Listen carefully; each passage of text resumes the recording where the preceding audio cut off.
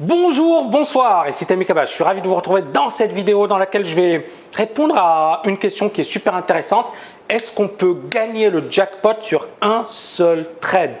Est-ce qu'on peut cartonner en prenant une seule position?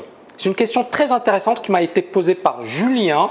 Donc la question, je vais la lire, elle est assez longue, mais bon, je vais lire les grandes lignes. Donc salut Tammy, tout d'abord un grand merci pour votre travail, vos vidéos, une grande impartialité, et j'y tiens parce que, encore une fois, on est financé par personne, on est totalement indépendant et justement, on a de compte à rendre à personne. Donc ce n'est pas effectivement un courtier qui va être sympa avec nous, etc. et qui va vouloir qu'on aille dans son sens. On ira dans le sens de personne. Moi, j'irai uniquement dans le sens de l'intérêt de nos abonnés et de mes étudiants. C'est ça le truc, c'est que, encore une fois, s'il y a une solution qui est intéressante pour mes étudiants, pour mes abonnés, super. Si ce n'est pas intéressant, eh ben, j'y vais pas et je vous préviens. Alors, bien évidemment, ça me crée beaucoup d'ennemis. Bon, comme vous le savez, on va essayer de me taper dessus. Mais dans le monde francophone, je suis quasiment l'un des seuls à avoir cette neutralité, cette indépendance, cette impartialité et bien évidemment de ne pas suivre les moutons et de ne pas être à droite, à gauche. Cette chaîne YouTube également, je tiens à insister dessus, ça nous permet d'être indépendants. On n'est pas effectivement sur les médias, on n'est pas invité sur certains médias, je ne sais pas pourquoi d'ailleurs, mais bon, c'est pas grave, ça me fait ni chaud ni froid. Mais, et c'est ça le truc, c'est que encore une fois, on n'a pas besoin d'eux. Et j'ai envie juste de vous donner faire une petite remarque, c'est soyez indépendants, c'est-à-dire ne soyez pas à la merci des autres. Quand, voilà, moi j'ai développé la TKL, mon objectif c'était d'être indépendant et je pense également l'indépendance c'est mon ADN, ça fait partie de mon ADN. J'ai toujours, toute ma vie, voulu être indépendant, je ne voulais pas dépendre de quelqu'un. Et pourquoi, finalement, en créant mon business, j'allais dépendre d'un courtier ou j'allais dépendre de Pierre-Paul Jacques. D'accord? Donc, j'ai essayé de rester moi-même et de garder finalement cette éthique qui est la marque de fabrique de la TKL. Donc, je continue de lire la question. Donc, impartialité, une précision redoutable, sémantique parfaite. Bon, c'est super, merci Julien, ça me fait plaisir. Je suis obligé d'introduire ma question. Alors, modeste trader débutant, j'ai surtout un passif dans le casino et précisément la roulette.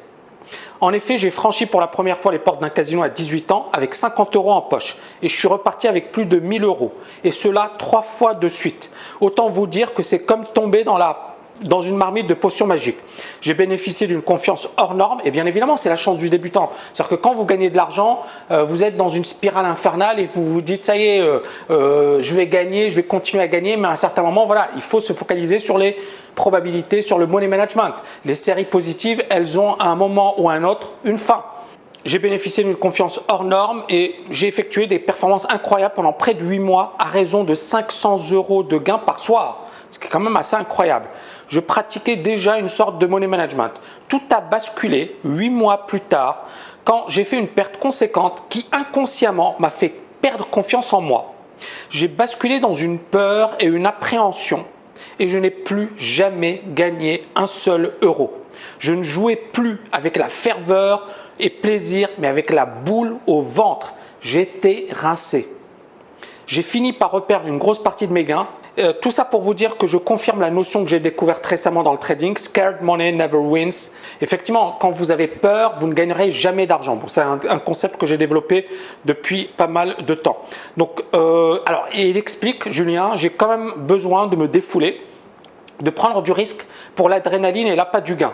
C'est malheureux, mais c'est comme ça. Et moi, j'ai envie de vous dire, c'est dangereux. C'est-à-dire, oubliez l'adrénaline, oubliez l'appât du risque. Ce n'est pas ça qui va vous faire gagner sur le long terme. J'envisage de dire une fois, de temps en temps, allez, j'ai 1000 € à griller, plutôt que de le balancer dans des vêtements ou une sortie, je n'ai pas besoin de cet argent et je vais le transformer en 210 000 € ou tout perdre. Une martingale en 3 trades de 100 pips, etc. Et alors, la question c'est, est-ce qu'on est d'accord que je ne peux pas me retrouver dans une configuration de devoir plus que ce que j'ai misé? Ou alors combien je risque dans le pire des cas? Merci pour vos lumières et bonne continuation.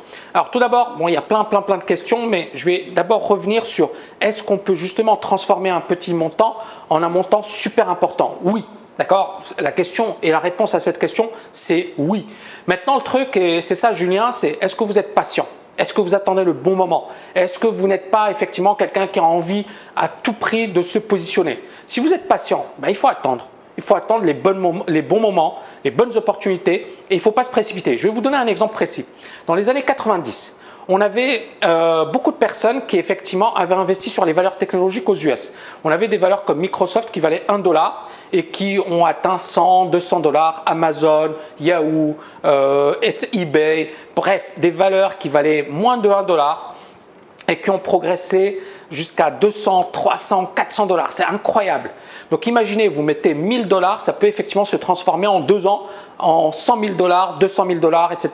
C'est déjà arrivé dans l'histoire et je ne suis pas, comment dirais-je, inquiet sur le fait que ça se reproduise à l'avenir. Je pense que ça risque de se reproduire. Maintenant, vraiment le point sur lequel j'ai envie d'insister, c'est est-ce que vous serez patient ? Est-ce que vous attendrez le bon moment? Je vais revenir sur Sir John Templeton, qui est devenu milliardaire. Pendant la Deuxième Guerre mondiale, tout le monde vendait ses actions et John Templeton devait avoir 10 000 dollars. Et il se dit, ok, moi je vais acheter tout ce qui existe, toutes les actions. Et je vais miser ces 10 000 dollars sur toutes les actions de la liste. Il a acheté quasiment pas mal d'actions et à chaque fois il a acheté 1000 titres. Les titres ne valaient pas grand-chose, ils valaient 1 dollar ou moins. Et 10 ans après, son compte a explosé, il est devenu multimillionnaire, voire milliardaire. Et pour la petite histoire, encore une fois, il a osé faire ce que beaucoup de personnes n'osaient pas faire. Donc vous voyez bien que ce n'est pas quelque chose d'impossible. Maintenant, bien évidemment, il faut être présent dans les moments les plus importants. Et c'est quelque chose que moi j'enseigne à mes étudiants. C'est-à-dire qu'effectivement, l'investissement long terme peut être super lucratif. Mais pourquoi 99% des investisseurs perdent? Parce que justement, ils ne sont pas patients. Parce que justement, ils n'attendent pas le bon moment. Parce qu'ils veulent toujours faire partie de l'action. Et l'idée pour moi, c'est justement de vous montrer comment attendre les meilleures configurations. Et c'est quelque chose effectivement sur lequel je reviens souvent avec mes étudiants. Le deuxième point que j'ai envie de développer, c'est que cette attitude de se dire j'ai 1000 euros et je risque le tout pour le tout, je tente le tout pour le tout, pour moi, effectivement, ça peut vous pousser au crime ou ça peut vous pousser à la paresse également. C'est-à-dire que vous êtes dans une situation où finalement c'est une tête brûlée. Il n'y a pas de stratégie, il n'y a pas d'analyse, il y a j'y vais, j'y crois, je fonce. Où il est le money management? Et imaginez par exemple que vous achetiez un titre et que le titre ne progresse pas dans un premier temps, que vous stoppiez votre position mais qu'il progresse par la suite. Elle est où votre stratégie? Vous auriez pu gagner si vous n'aviez risqué que 50% ou que 20%. Pourquoi miser le tout pour le tout? D'accord? Je pense qu'effectivement, c'est important d'attendre le meilleur moment. Le troisième point que j'ai envie de développer, c'est qu'il faut être à l'écoute du marché. D'accord? Et il faut être patient, attendre les meilleurs moments et puis bien évidemment, bien comprendre le rythme du marché, son comportement, son fonctionnement, etc.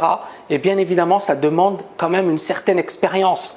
Donc le fait de cramer, le problème c'est quelle est l'expérience que vous allez accumuler?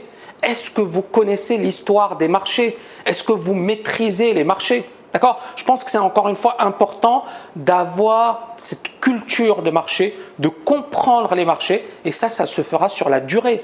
Le fait effectivement de tenter le tout pour le tout, c'est encore une fois, premièrement c'est dangereux et deuxièmement vous ne construirez rien de solide. Et enfin, quatrième point, vous parliez de est-ce que je risque que le montant investi ou plus?